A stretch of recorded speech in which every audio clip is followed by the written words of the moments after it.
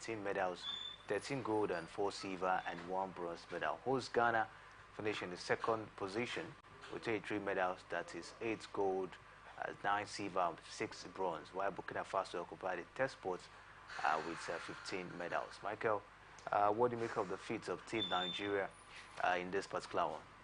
It's an impressive feat for them. You know, actually was following the game closely yesterday.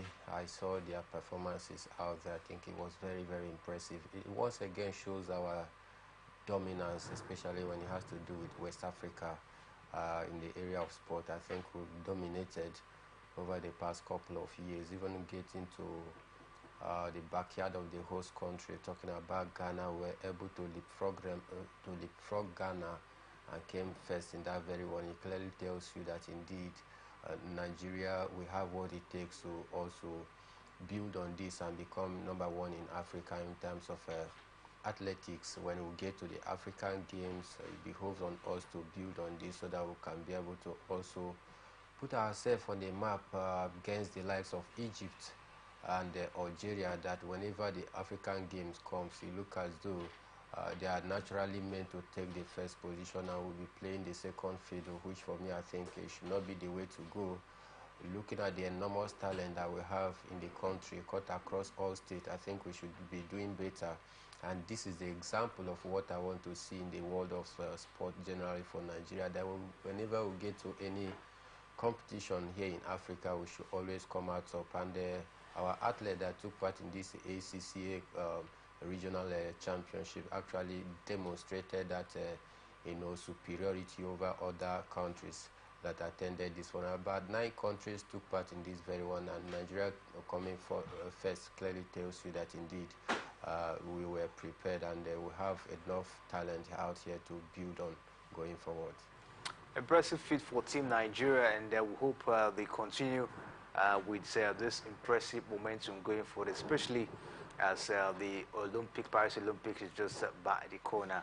Away from that, the Senate yesterday passed for a third reading the anti-doping bill seeking to prohibit Nigerian athletes from consuming performance-enhancing substances during or after sporting competition. This was sequel to the consideration and adoption of a report for the Senate Committee on Judiciary, Human Rights and Legal Matters presented by each chairman, Senator Mohammed Manguno, during a plenary. Recall that the Senate had on May 22nd passed the bill for a second reading. The President of the Senate, Gosla Pambio, referred the bill to the Senate Committee on Sports and asked it to report back to the Committee of Whole in 2 weeks. The Senator yesterday adopted the recommendation of the committee and approved that the bill be read for a third time when it was put to a voice vote about the Deputy Senate President Baru Jibrin, who presided over the plenary. The bill is aimed at domesticating and enforcing in Nigeria the International Convention against doping in sports ahead of the 2024 Olympic Games in Paris. Michael, what do you make of this move this time? Senate, trying as much as they can to make sure that, they pass the anti-doping bill, especially, to curb the rate at which, Nigerian athletes, of course, take a prohibited substance. We understand that, for over time now, bulk of Nigerian athletes have actually fallen victim of taking prohibited substances. What do you make of the efforts from the Senate? It's a good idea, a good move by the Senate to make sure that we're able to stop the shame and the embarrassment that some of these Nigerian athletes always bring to the country, because as it stands right now, you take a look at the number of Nigerian athletes that have been banned because of them taking part in maybe banned substance such as nandrolone, progesterone and the rest of the banned substance. I think it has actually brought shame and pains and agony upon the Athletic Federation of Nigeria, and I think the Senate have deemed it necessary to also domesticate this law so as for our athletes to also take precaution. Now, if it passes the third reading and it becomes a law, that makes it a criminal offense for any athlete to take part in any banned substance or drugs enhancing performance substance out there. So for me, I think it's the way to go, so that we can be able to restore the glory, the pride of the Athletic Federation. Over times, right now, Nigeria has been under the radar of the World Athletic Body, courtesy of our susceptibility to also make sure that we are among the country that whenever you look at for athletes that maybe you say yes, they are maybe at most 50% sure of being caught in the web of anti-doping issue or taking part in any banned substance. I think Nigeria has been there, and that is why we are under the radar of that World Athletic Body. And it makes it very, very difficult for Nigeria to strive out there, because when we are having a recurrent issue of athletes taking part or taking prohibited substance, then it brings setback to the development of the sport itself here in the country. So for me, I think it's a good move by the Senate. When it is domesticated and the law become effective, I think most of the athletes that would be thinking of going towards that direction will have a change of mind, knowing fully well that it become a criminal offense if you are caught in the web of doping or taking any banned substance or drug enhancing performance substance out there. So for me, I think it's the way to go, so that we'll sanitize the athletic system, sanitize our athletes as well. So as it will also enable us to also meet up with the world standard. And whenever we assemble our athletes for any major competition, there will be no worry, knowing fully well that all of them are very, very clean. So I think it's the right way to go. Right way to go, of course, for sports down here in Nigeria, especially in athletics, and we look forward to see all of this, of course, come to reality soon. But still talking about athletics, the House Committee on Sports yesterday has proposed that the budget for the preparation or for Nigerian athletes for Olympic Games should be captured in the budget of the sports ministry annually. It's been reported that funds for preparation or for athletes for Olympic Games is always captured in the budget once in 4 years. The chairman has a committee on sports as one of their contribution to help Nigeria record best performance in the Olympics, glamour for the better welfare and preparation of athletes, making funds available in the budget in each year for podium finish. Michael, what do you make of this one coming from the chairman House Committee of Sports? It's a good one. I think all this is geared toward enhancing a total development of sports in the country.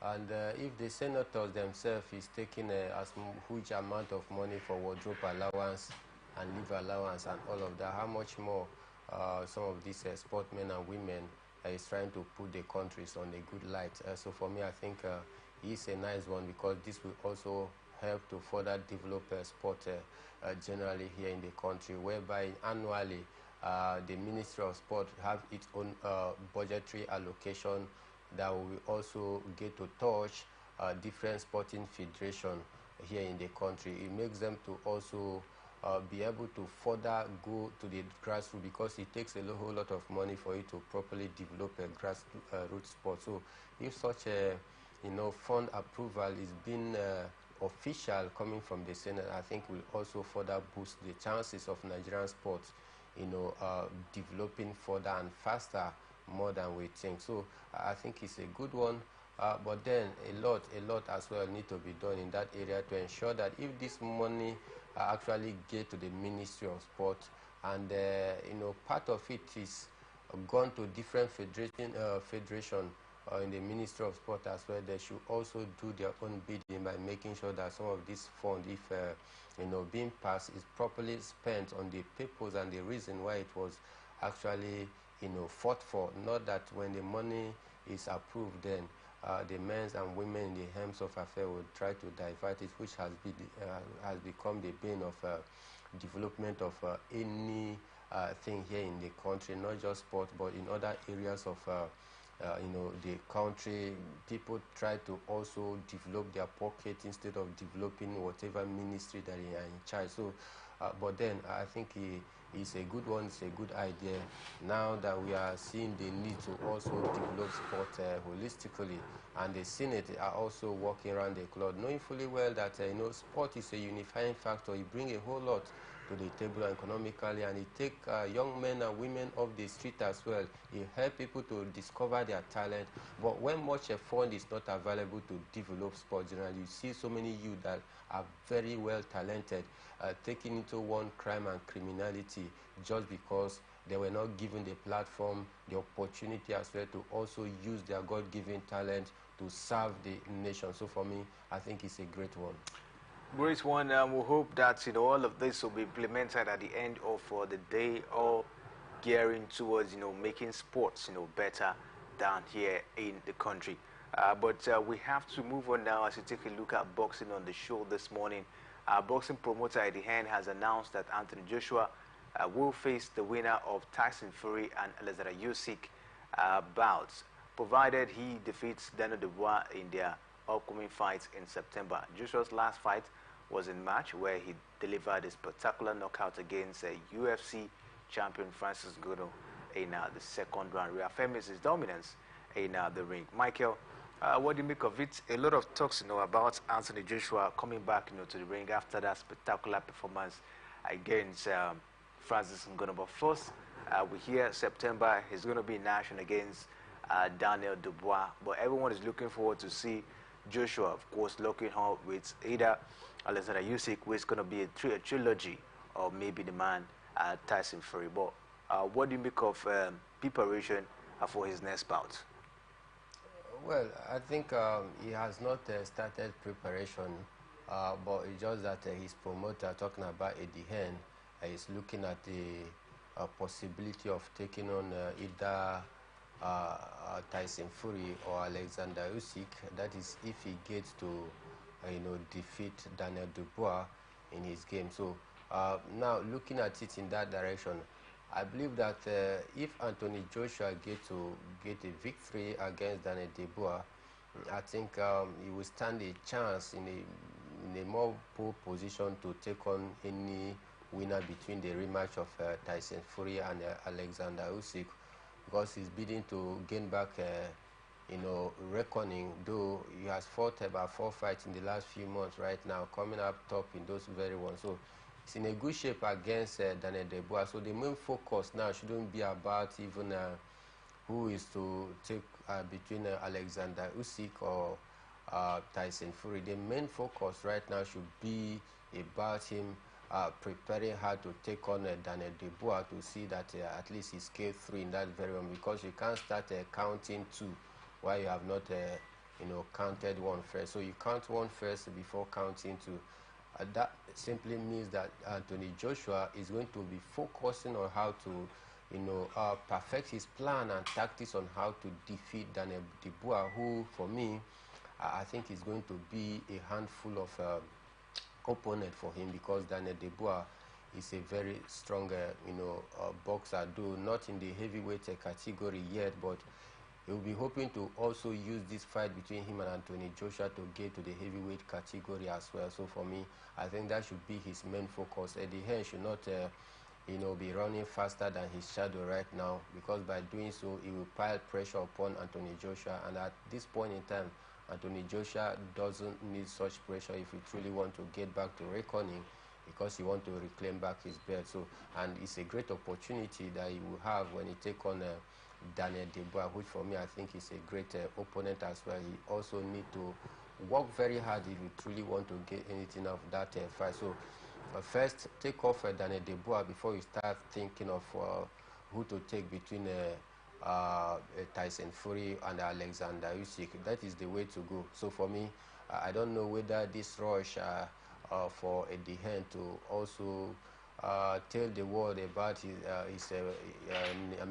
client's intent to take on Anthony Joshua. Maybe it's boiled by the fact that the last 5 boxers that he took to Saudi Arabia last 2 weeks ago all lost to Frank Warren, who is the promoter of this other end out there. So maybe you want to use that to get maybe media stunt or get followership. I don't know, but like I said, you need to count one first before you start counting two.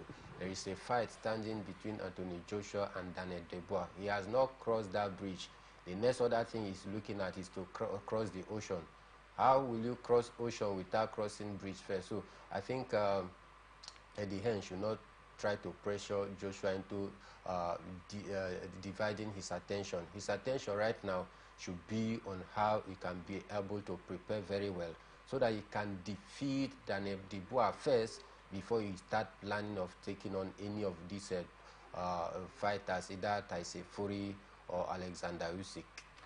Well, let's see how this one goes, and I think for me, maybe Eddie Hearn, of course, is not trying to maybe cross boundary or maybe cut corners at this point, but I think he's just preparing everyone's mind that there's going to be a potential bout between the winner of Usyk and Tyson Fury against Anthony Joshua, at this point in time, if he definitely get past, of course, Daniel Dubois come September. Don't forget, the bout between Usyk and Tyson Fury comes in December, while that of Anthony Joshua is in September. So after that, Joshua should be, of course, ready to keep his mind, in place, whichever is going to win that bout, and then look forward to maybe against Alexander Usyk, who is going to be a trilogy, or maybe Tyson Fury, the undisputed bout everyone, of course, has been looking forward to. Let's see how that one will go. But away from that, let's talk tennis this morning as Iga Swiatek continued her dominance over Coco Gauff to reach the French Open final in a 6-2, 6-4 and move closer to a third straight title at Roland Garros. World number one Swiatek will face Italian 12th seed Jasmine Paolini in tomorrow's final. Michael, Iga Swiatek, of course, in another Grand Slam final. This time, the French Open as well. Yeah, I think for me, for Iga Swiatek, it was an imperious show of glitz and glamour from her end out there. A total dominance against an opponent that prior to yesterday's game, they had met 11 good times before, and Iga Swiatek defeated her 10 out of those 11. Yesterday's game makes it 12, and right now as it stands, Iga Swiatek has gotten 11 victory in those 12 matches that he has squared up against her. So it clearly tells you of the golfing class between Iga Swiatek and her. Any day, any time, put them together. I said it 2 days ago, even before now, that it was going to be a roller coaster ride for Iga Swiatek, because looking at her impeccable form so far in the last few months, you may want to say yes, Iga Swiatek is maybe way above her, looking at their form so far. So it wasn't a surprise for me, because Iga Swiatek has actually experience as well. Yeah, Iga Swiatek especially on the clay court. Definitely. So that is our own. The Americans are not that so good on clay. Maybe that could also be the reason why Coco Gauff, of course, couldn't actually go past. But I think she had some issues. I remember taking a look at that one. She was, she wasn't happy with the umpire, at the end of the day. Some decisions, didn't go to her favor, and she, used some harsh word on the umpire yesterday. I think maybe there was some decision that she perceived didn't actually go her way, that probably might have cost us that particular loss. But it is what it is. Iga Swiatek is now in the final. Third time she's going to be in the finals of the French Open, and we'll see how that one, of course, will go down for her. This time around, she's going to face Paolini, the lady who has actually come to limelight, this time, and you think this one will be another roller coaster ride for Iga Swiatek? It's a straight victory for Iga Swiatek. Some of the big names that you expected to see in the final has all been hosted out. The likes of Onjeba, the likes of Arina Zabalenka, and some of the big names, they have all gone out of the competition. So remaining only Iga Swiatek, the world number one. So I think it's going to be a straight victory for Iga Swiatek, and don't see anybody stopping her, at this point in time. It just clearly shows you that indeed Iga Swiatek is on a wall of her own as it stands right now in the WTA. And before you can be able to eliminate Iga Swiatek in any major competition at this very point in time. You need to work extra hard. In fact, you need to go for maybe some sort of lecture from different coaches, so that you can be able to garner the experience, garner the magical touch that you need to be able to defeat Iga Swiatek. If not, I tell you, Iga Swiatek is just an enigma of her own assistant right now. I'm tipping her all the way to, nick this one on the board. And looking at my memograph here, and my spirit man is telling me that this very French Open, especially in the WTA, is for Iga Swiatek, undisputed. You can take that to the bank. But for me, I'm not giving it to Iga Swiatek. We've seen the prowess of Paulini. She took Elena Rybakina, that was in the quarterfinal, and went all the way to beat the 17-year-old, talking about Mira Andreeva, who took out, the lady Arina Sabalenka from this one. Now she's in the final. So I tend to give her something, tend to give her some, kind of, kudos for putting up that impressive effort, getting down to the finals. It might be the fact that Iga Swiatek is very much experienced when it has to do with clay court, but I see her putting up a very huge challenge against Iga Swiatek. And if she puts her game well, if she can be able to go past this opponents, coming down to this stage, I think she has what it takes, to challenge Iga Swiatek. Let's just see how the final will go. But in the male category, Carlos Alcaraz has labeled his French Open semi-final against Yannick Sinner as the match everybody wants to watch. Of course, everybody wants to put their eyes on that one. The pair are the highest ranked players remaining in the men's single draw, following Novak Djokovic's withdrawal. So, Michael, it goes down today, Alcaraz against Yannick Sinner. I don't know what you make of it. You see it being a roller coaster ride for Yannick Sinner. I know you've been actually on him, being very fantastic, but you see him getting past the man who is also a little bit experienced when it has to do with playing on the clay courts. For me, I think Carlos Alcaraz have never been very consistent over the last 1 year.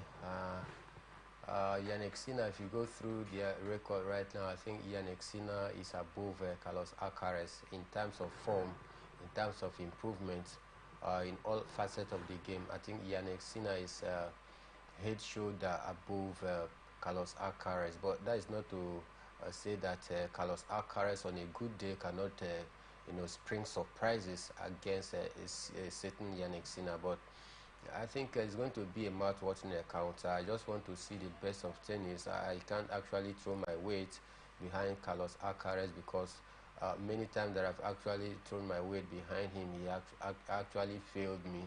And looking at the consistency of Yannick Sinner, who have shocked Novak Djokovic this season, I think he stands in a more pole position to nick this one in the board and have the better of Carlos Alcaraz. But one thing is very certain, that Yannick Sinner is going to emerge world #1 come Monday. Whatever happens in this very one, even if he get to lose against Carlos Alcaraz, he's still going to bounce and take up the #1 position. And that should even be another motivating factor for Yannick Sinner to also double his effort to see that he is able to defeat Carlos Alcaraz, because defeating Carlos Alcaraz, moving straight to world #1 on Monday, is going to be a greatest boost and motivation for him. But on the other hand, if we want to say that Carlos Alcaraz as well have something to prove, don't forget this same Yannick Sinner actually dethroned Carlos Alcaraz from world #2. Now Carlos Alcaraz is seated world #3. So Carlos Alcaraz might also want to leapfrog Yannick Sinner back to world #2. So these are some of the indices that would make the game even more interesting. There's a possibility that Alcaraz, will right now is world #3, and then if Djokovic, of course, step down for Alcaraz, for Yannick Sinner comes in on Monday, there's also a tendency that if eventually Alcaraz wins this one, if Djokovic steps down for Djokovic definitely will step down from the world #1 for Yannick Sinner come Monday. So there is a possibility if Alcaraz go all the way to win this one, he will get so close to the world #1 spots, ahead of in battle with Novak Djokovic.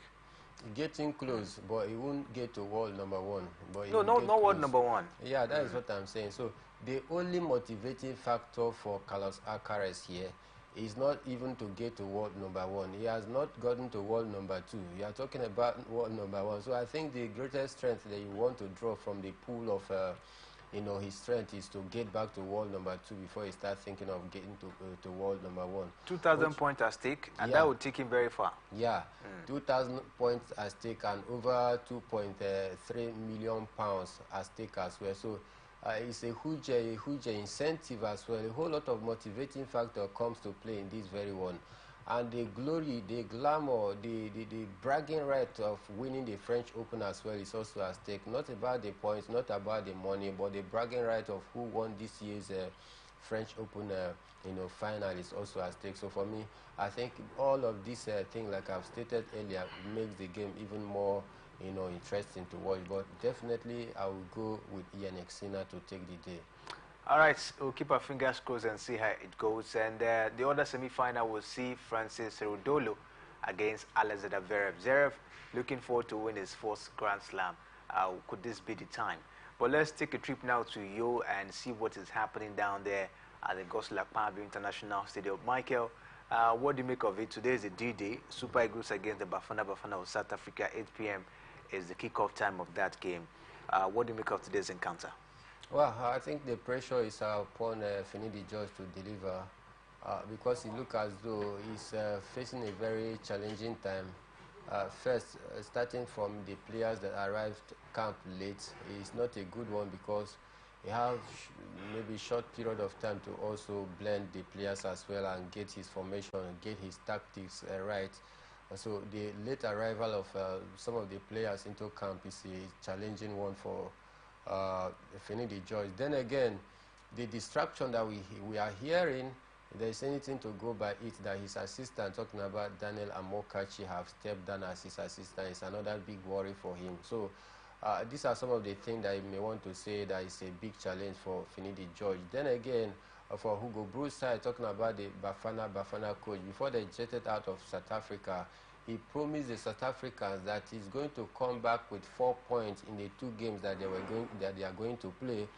It simply means that he's going to draw one of those games and win one. So we don't know whether he's going to win the one against Nigeria come today or draw it. But whichever way it goes, I tell you, the pressure is more upon the Super Eagles and upon Finidi George to deliver.